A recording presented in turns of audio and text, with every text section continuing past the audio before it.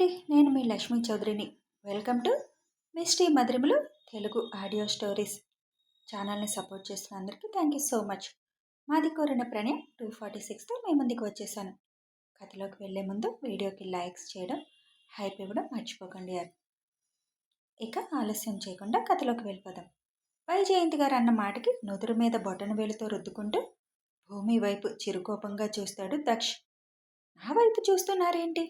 నేను చెప్పలేదు, ఇదిగో వీళ్ళిద్దరూ చెప్పారు అని పనివాళ్ళ వైపు చూపించి అరగంట నుంచి నన్ను అడిగిందే అడుగుతున్నారు.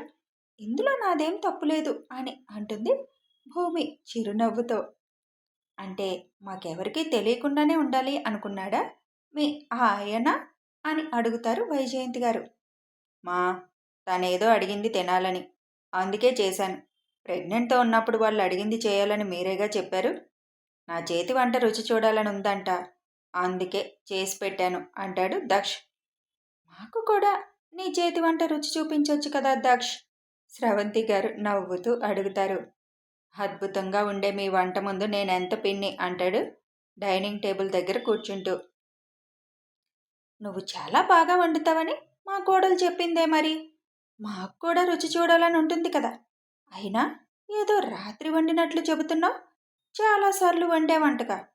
అంతేలే, బెల్లం బెల్లమవుతుంది, తల్లి అల్లమవుతుంది అన్న సామెతను బాగా నిరూపించావుగా అని వైజయంతి గారు మూతి ముడిచి అంటారు.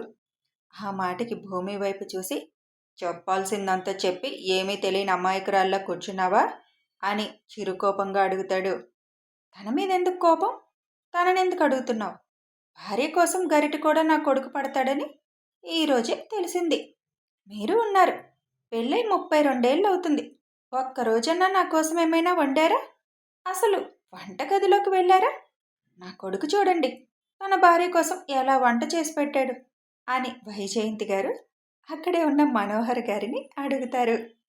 కొడుకుని ఏదైనా అడగాలనుకుంటే అడుగు, తిప్పి తిప్పి నా మీదకి వచ్చావా?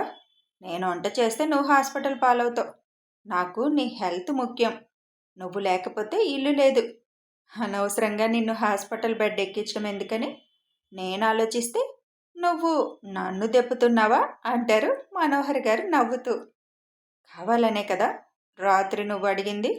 ఈ విధంగా నాతో ఆడుకుంటున్నావు కదూ అంటూ భూమి నడుం మీద చిన్నగా గిల్లుతాడు దక్ష్. నేనా? నేను నాకు తినాలనిపించి అడిగాను. అది కూడా తప్పేనా అని భూమి అంటుంటే, ఐఏఎస్ ఆఫీసర్, నీకు తెలివితేటలు ఎక్కువయ్యాయని నాకు అర్థమైంది. కనిపించకుండా చేయాల్సినవన్నీ చేసేస్తున్నావు. తినాలని అడిగితే ఇక్కడ నేను చేస్తే ఎవరో ఒకరు చూస్తారని నీకు తెలీదా? అయినా కూడా కావాలని అడిగావు.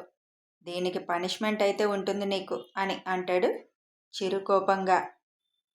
అత్తయ్య చూడండి, నేను చెప్పానా మీకు? నాకు పనిష్మెంట్ అంటున్నారు మీ అబ్బాయి అంటుంది అమాయకంగా ఫేస్ పెట్టి. అమ్మ భూమి, బాగానే మా బావగారిని ఆడుకుంటున్నావుగా నువ్వు అంటుంది నైని. అరే, నేనేం చేశాను?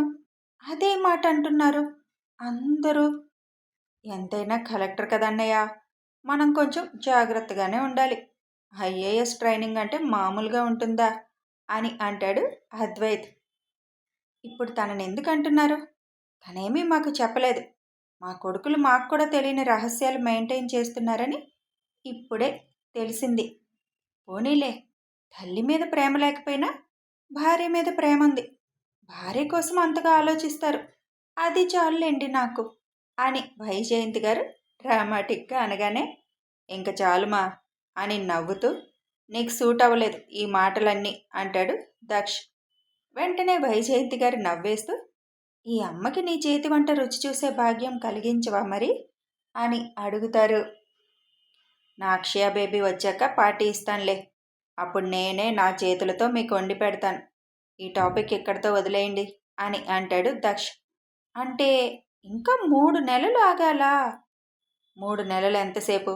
ఇలా కళ్ళు మూసుకొని తెరిచే అంతలో గిర్రను తిరిగి వచ్చేస్తాయి అని బ్రేక్ఫాస్ట్ చేసేసి ఆఫీస్కి బయలుదేరి వెళ్ళిపోతాడు దక్ష్. రోజులు ఎవరి కోసమో ఆగనంటూ పరుగులు పెడుతూనే ఉంటాయి. భూమి దక్షత్ వాళ్ళ పనులు వాళ్ళు చేసుకుంటూనే ప్రతి మూమెంట్ని ఎంజాయ్ చేస్తూ తమ ఖాతాలో ఇంకొన్ని స్వీట్ మెమరీస్ని పోగు చేసుకుంటారు. 7వ నెల అయిపోయే వరకు కలెక్టరేట్కి వెళ్ళిన భూమి తర్వాత ఇంటి దగ్గర నుంచి తన విధులు నిర్వర్తించడం మొదలు పెడుతుంది.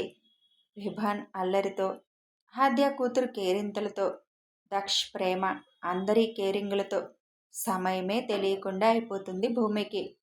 9వ నెలలో అడుగు పెడుతుంది. నడవడానికి కూడా కష్టంగా అయిపోతుంది భూమికి. అతి కష్టంగా, భారంగా అడుగులు వేస్తుంటే అలా కూడా తన సతి కొత్త అందాన్ని సంతరించుకునేసరికి వాటిని ఫోటోల రూపంలో బంధించి జీవితకాలం మరిచిపోని మధురానుభూతుల లెక్కలో వాటిని పొందుపరుస్తాడు దక్ష్. రామ్, చాలా కష్టంగా ఉంది, పడుకోవడానికి కూడా అవడం లేదు అని అంటుంది భూమి. పడుకోవడానికి కూడా భారంగా అనిపించి లేచి కూర్చొని తన ఛాతికి భూమి వీపును ఆనించి కాళ్ళు చాపించి ఇలా పడుకో కాసేపు అని చిన్నగా పొట్ట మీద నిమురుతూ, అమ్మని బాగా ఇబ్బంది పెట్టేస్తున్నావా బంగారం, ఇంకో 10 రోజుల్లో నా దగ్గరికి వచ్చేస్తున్నావుగా నువ్వు అని అంటాడు. బేబీ కదులుతున్న విధానం చూసి, నాకేంటి నల్లత్రాచు, కొంచెం తేడాగా అనిపిస్తుంది అని అడుగుతాడు. ఏమనిపిస్తుంది? ఏమో, ఈరోజే వచ్చేస్తుందా ఏంటి నా బేబీ అని అంటాడు నవ్వుతూ. అది మన చేతుల్లో లేదుగా, వాళ్ళిద్దరికీ డెలివరీ డేట్ కంటే 10 రోజుల ముందే డెలివరీ అయిపోయింది. మరి నాకు అలాగే అవ్వచ్చేమో. కొంచెం టెన్షన్గా ఉంది రామ్ అంటుంది దక్ష్ చేతుల మీద చేతులు వేసి. ఎందుకు టెన్షన్? పెద్ద పెద్ద గండాలనే దాటుకొని వచ్చిన నా నల్లత్రాచుకి తన బేబీని కనడానికి భయమా? నా గురించి కాదు నాకు భయం, తమరు గురించి. నేను పెయిన్స్తో బాధపడుతుంటే తమరు ఎంత గోల చేస్తారో అని. నీ మొగుడు గురించి తెలిసి కూడా నువ్వు అలా అంటే ఇంకేం చెప్తాం? ఇంకో భయం కూడా ఉంది. నువ్వేమో అక్షయ అని ఫిక్స్ అయిపోయావు. కోర్స్ నేను కూడా అనుకో, కానీ ఎవరు పుడతారో అన్న టెన్షన్ కూడా నాకుంది. నాకే అనుమానం లేదు, నా అక్కి బేబీ నా దగ్గరకు వస్తుంది అంటాడు దక్ష్. నీ కోరిక నెరవేరాలని నేను అనుకుంటున్నానులే అని మాట్లాడుతూనే నిద్రపోతుంది భూమి. మరో 2 రోజులు గడిచిపోతాయి. భూమి చూడాలని ఉందనడంతో భారతి, శేఖర్, భరత్ వాళ్ళు కూడా వస్తారు. తెల్లవారుజామున 4 గంటలకి మంచి నిద్రలో ఉన్న భూమికి చిన్నగా కడుపులో నొప్పి మొదలవుతుంది. నొప్పికి కళ్ళు తెరిచిన భూమికి ఎంతోసేపు పట్టలేదు పెయిన్స్ స్టార్ట్ అయ్యాయని తెలియడానికి. నిద్ర పట్టక మ్యాక్బుక్ పట్టుకొని వర్క్ చేస్తున్న దక్ష్ భూమి లేచి కాళ్ళు కదుపుతూ చేతుల్ని పొట్ట మీద వేసుకోవడం గమనించి, ఏమైంది నల్లత్రాచు అని అడుగుతాడు.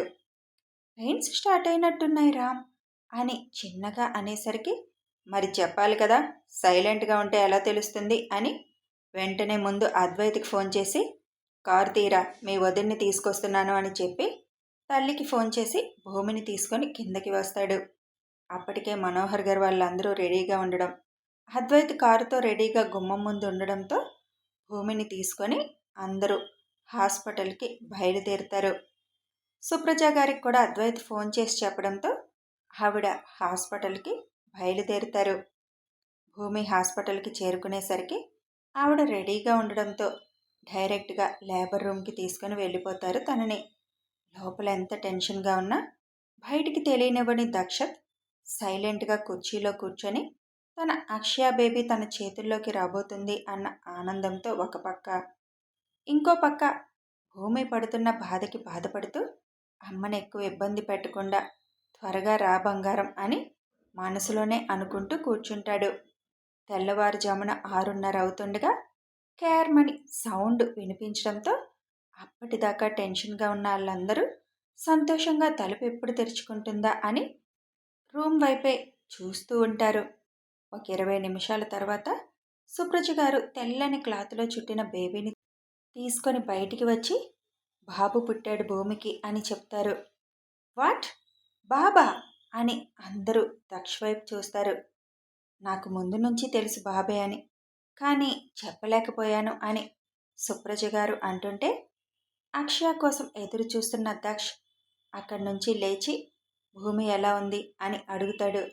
తను బాగానే ఉంది అని సుప్రజ గారు అనగానే బాబు వైపు కూడా చూడకుండా, జోక్ చేయడం లేదు కదా అని అడుగుతాడు. కావాలంటే చూడు అని సుప్రజ గారు అనగానే, మా నాకు కొద్దిగా టైం పడుతుంది అంతే. ఈలోపు మీరు చూడండి బాబుని అని అక్కడి నుంచి హాస్పిటల్ గార్డెన్ వైపు అడుగులు వేస్తాడు దక్ష్. కథ కొనసాగుతుంది. ఇలా జరిగిందేంటి? పాపం మా దక్ష్ బాబు అక్షయ కోసం ఎంత ఎదురు చూశాడో.